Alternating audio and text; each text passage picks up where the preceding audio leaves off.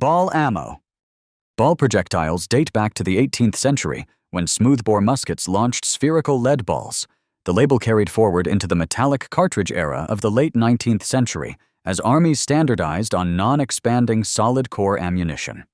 Early self-loading pistols of the 1900 to 1911 period, including the Colt M1911 and Browning designs, favored round nose profiles because they fed more reliably than early cavity-nosed experiments. By 1899, the Hague Declaration pushed combatants away from expanding bullets in interstate war, and ball became the shorthand for standard service loads through the 20th century and into the present, visible in designations such as M193 for 5.56 by 45 and Soviet 7.62 by 39 ball. Ball ammo is also a colloquial name for full metal jacket round nose, and in American slang hardball for 45 ACP. Rifle ball uses a canalure, so cases can be crimped, firmly limiting setback under automatic cycling. Typical ogive shapes favor reliable feeding over drag reduction. Some rifle ball adopts shallow boat tails to retain velocity. Non-magnetic variants exist for range rules that ban steel jacket projectiles. A typical ball bullet encloses a lead core in a copper or gilding metal jacket that resists deformation at service velocities and reduces barrel fouling. In soft targets, it tends to penetrate in a straight path with little upset, which suits training and compliance with the laws of war, but invites over-penetration concerns in civilian defense. Military forces worldwide continue to issue ball for duty use, while civilians buy it primarily as inexpensive range ammunition. It remains the most mass-produced bullet form on Earth. Fluted monolithic bullet. In 2014, Lehigh Defense introduced the Extreme Penetrator, a solid copper handgun bullet with helical flutes at the nose. That geometry catalyzed a family that, by 2016, included Lehigh's Extreme Defense Polycase Inceptors ARX G9's external hollow point, and later offerings such as Norma's NXD and hybrid designs from larger brands. Agency and lab testing in the late 2010s documented consistent behavior through soft media and common barriers, moving the concept into general awareness. Often grouped under fluted bullets, these bullets include Lehigh Defense's Extreme Defense and Extreme Penetrator, ARX's Polycase, and Norma's NXD, to name a few. Monolithic bodies can reduce bearing surface, moderating pressure and aiding extraction in hot environments. Nose geometry varies by maker, flute pitch, depth, and land width, tune fluid redirection and penetration windows. Some policies classify these as non-expanding solids, which simplifies adoption where expanding ammunition faces administrative restrictions. Rather than mushroom the flutes, redirect fluid laterally, generating pressure differentials that tear tissue, while the shank retains a constant frontal area. With no petals to peel or bonding interfaces to fail, shot-to-shot behavior is notably more consistent than that of hollow points, and the monolithic copper construction resists deformation after hitting glass or sheet metal. Performance scales strongly with impact speed. Faster cartridges such as 357 SIG or +P 9mm loads generate larger cavities in test gel than slower, heavier entries of the same family. Offerings now span the common semi-auto calibers and command a premium over lead-core JHPs because of material and machining costs. Adoption varies by policy, with some users favoring barrier reliability and others weighing urban over-penetration risk. Flatnose. Flatnose jacketed pistol bullets coalesced in the late 20th century as a practical variant for the era's indoor range boom and action shooting sports. Designers wanted the feeding security of a jacketed round coupled with a nose that made clean, legible holes on cardboard and paper. The result spread quickly across commercial 9x1940 S&W and common revolver calibers. Flatnose is also sometimes referred to as FMJ-FN flat point or simply flat tip. Total metal jacket versions seal the base to reduce airborne lead at indoor ranges. The broad me-plat can shift point of impact slightly lower compared with equal weight round nose, so match shooters sometimes confirm zeros by projectile shape. In tubular magazines, true flat points also reduce primer-to-bullet contact. The truncated me-plat alters how the projectile meets the target. On paper, it shears a crisp edge that makes scoring easier than a smeared round nose impression, and on steel it distributes impact differently with a decisive slap. At typical handgun distances, some shooters notice slightly flatter trajectories and consistent group centers compared with similar round nose loads of the same weight. Competitive shooters in USPSA and IDPA embraced those traits, and commercial lines still catalog flat nose options alongside traditional FMJ for bulk practice. Frangible bullets. Frangible ammunition has a lineage that reaches to the early 1900s, when amusement park galleries used specialized .22 short loads to limit ricochet on steel targets. Trade names such as spatterless, Kant Splash, and spatterproof appeared on boxes of the period. During the Second World War, the U.S. Army Air Forces issued the M22 in .30 caliber for aerial gunnery training against armored RP-63 flying target aircraft, a light round whose flight mimicked ball without piercing plates. Late war Germany manufactured sintered bullets in 9x19.8 by 33 and 7.92 by 57 as part of material conserving programs. In the early 2000s, polymer-bonded tungsten and copper cores entered US 5.56 initiatives as part of lead reduction efforts. Range programs specify minimum standoff distances and certified steel hardness to prevent splash. Rifle frangibles often carry explicit velocity ceilings on steel. Lighter fast frangibles can print a different zero than ball ammo, so instructors typically confirm sights per load. Brittle noses also favor gentle magazine loading and feed ramps. The unifying idea is behavior on hard surfaces.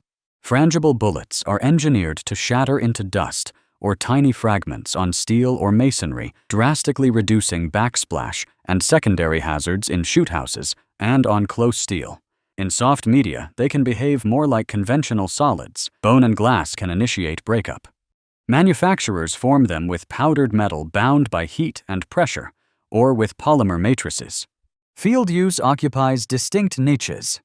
Military and law enforcement training on steel at close distance shipboard and aircraft contexts where pass-throughs could damage structure and civilian indoor ranges. Some frangible hollow point designs aim to reduce chances of exiting a human-sized target in dense housing.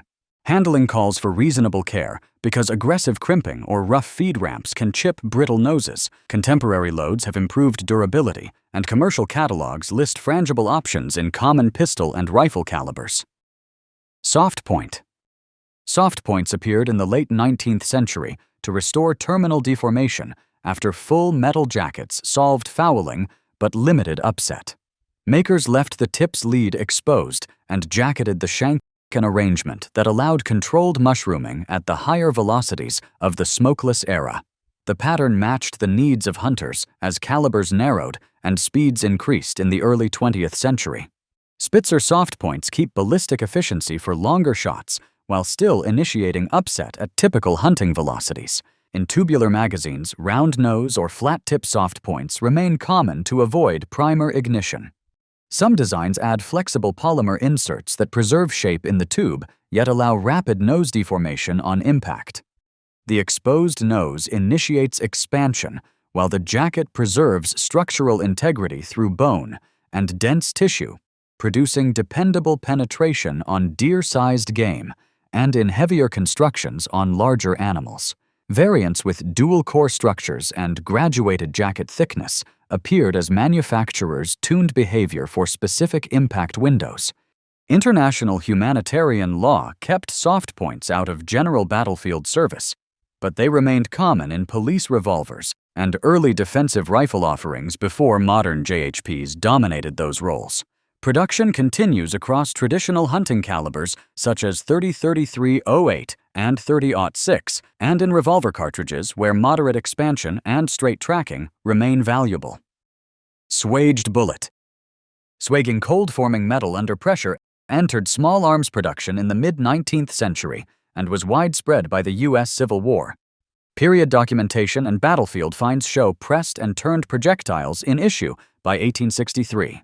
As industrial capacity grew through the late 19th and 20th centuries, swaging became the dominant method for uniform handgun bullets and for building jacketed rifle projectiles with swaged cores. Swaged lead wadcutters are usually quite soft, enabling sharp shoulder definition, but preferring modest velocities to avoid barrel leading. Some jacketed projectiles receive a swagged core before a final point-up operation closes the jacket. Tight weight spreads from swagging benefit precision revolver events and short-range pistol disciplines. The workflow extrudes lead into wire, cuts it into slugs, and presses those slugs to final form inside a precision die, bleeding off excess to control weight and diameter. Jackets are drawn in earlier steps, then filled with a swagged core and finished. Cannelures and lubricant come afterward. Because there is no casting shrinkage and fewer voids, swaged bullets exhibit tight weight spreads and smooth surfaces that benefit accuracy. Handloaders use benchtop presses and die sets to make bullets for obsolete bore sizes or to replicate historic dimensions, while major manufacturers rely on multi-step swagging for everything from soft lead wadcutters to modern JHP and JSP families. The technique underpins much of today's commercial ammunition output. Lead semi-wadcutter hollow point. The lead semi-wadcutter hollow point descends directly from the target lineage. Start with a semi-wadcutter hollow the nose and aim for reliable upset at service pistol velocities. The concept gained particular prominence in the 1970s-90s with the 158-grain plus P38 special round that many departments issued and shooters nicknamed the FBI load. Ammunition houses offered parallel versions, and the pattern became closely associated with duty revolvers of that era. Manufacturers traditionally used relatively soft, sometimes heat-treated lead to ensure upset at snub velocities. Powders with fast pressure curves aided consistency. Performance through heavy clothing varies by cavity geometry. Modern powder-coated LSWCHP reduce smoke and leading while preserving the same mass distribution and cutting shoulder that defined the pattern. Retaining the cutting shoulder while adding a cavity produced more disruptive performance than plain round-nose lead from short barrels, yet recoil remained manageable in alloy-framed service guns. Agencies that avoided cavity-nosed ammunition for public relations reasons usually stayed with plain semi-wadcutter and saw less effect than departments that issued the hollow-pointed version. The configuration remains popular with modern snub-nose carriers, and boutique manufacturers offer higher velocity renditions that encourage dependable upset even from compact barrels. Commercial availability persists in .38 special and related revolver calibers in both standard pressure and plus P loadings. Hollow point.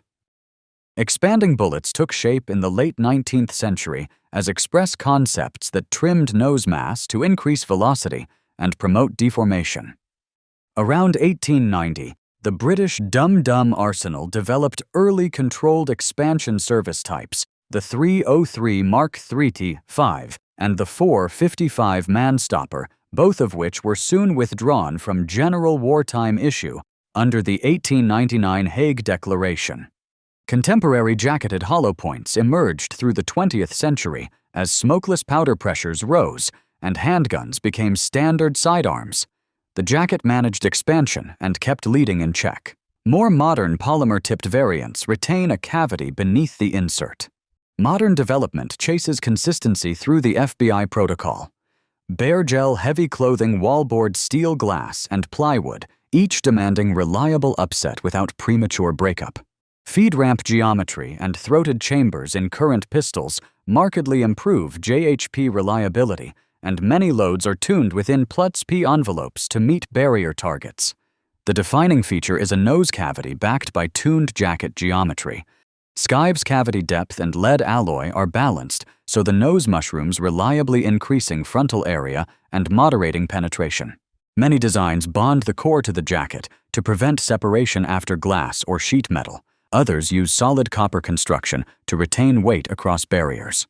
Match open-tip bullets that also have a tiny nose opening exist for manufacturing consistency rather than expansion and belong in a different category. Law enforcement agencies adopted JHPs broadly for duty carry due to terminal consistency and reduced third-party risk, and civilians commonly choose them for defense.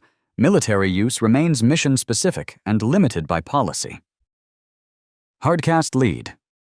Casting long predates metallic cartridges, but hardcast refers to 20th century lead alloys fortified with antimony and tin to raise Brinell hardness for higher pressure and velocity. As outdoorsmen sought straight-line penetration on large animals like bears, commercial casters and hand loaders combined those alloys with gas checks, correct bullet diameters, and effective lubricants to control, leading in powerful loads. These bullets are simply referred to as hardcast, with shape qualifiers such as Keith-style SWC long flat nose or wide flat nose. Gas-checked versions wear a small copper cup at the base. Typical alloys range roughly from mid-teens to low 20s Brinell. Heavier revolver and carbine loads add gas checks to protect the base. Cylinder throats sized larger than grooves favor accuracy with hardcast. Wide maplet designs, often near 2/3 caliber, maximize straight deep tracks without relying on nose deformation. The method does not rely on expansion. A hardcast slug keeps its shape tracks straight through dense tissue and bone and uses a broad maplet to cut a regular wound path. Proper fit to the bore, typically 1/1000th over groove diameter, matters as much as absolute hardness for accuracy and clean barrels. Cartridges favored for this role include 357 Magnum 10mm Auto 41 and 44 Magnum 45 Colt, and the heavier Casull class revolver rounds. Some polygonal rifled pistols discourage soft lead, yet correctly sized and lubricated hardcast bullets see routine use with satisfactory results among experienced shooters who monitor fouling and pressures. Semi-wadcutter. The semi-wadcutter rose in the early 20th century as a hybrid between a round nose and a full wadcutter. It kept a sharp shoulder that cuts a full-caliber hole on paper while adding a tapered nose that flies more efficiently and in many firearms feeds more reliably than a flush-faced target bullet. Elmer Keith spent the 1920s-1960s refining wide maplet SWCs with multiple driving bands and square lube grooves. His advocacy influenced the 357 Magnum's 1935 launch and later the 44 Magnum in 1955 and 41 Magnum in 1964. Commonly called SWC, Keith bullet properly refers to his specific proportions, though the name can be applied loosely. Most SWCs include a crimp groove for a firm roll, crimp stabilizing ignition and preventing creep under recoil in lightweight revolvers. Casters balance hardness with velocity. Too hard risks skidding, too soft can smear lead. Proper throat diameter and gentle lead angles materially improve accuracy with SWC profiles. Beyond scoring advantage, the geometry matters in tissue. A wide flat maplet with a sharp edge tends to cut rather than smear, and the mass distribution in Keith-style slugs promotes deep straight penetration. Bullseye and silhouette shooters favored the accuracy and clean holes, while handloaders appreciated how the design seals the bore and resists gas blowby when sized correctly. Some semi-autos accept specific SWC profiles, but the design's natural home remains the revolver. Commercial cast bullets and modern molds from multiple makers keep the pattern in circulation. If you found information in this video useful, give it a thumbs up, share it with others interested in firearms history, and subscribe to catch future content. Have a subject you'd like covered? Leave it in the comments. Thanks for watching.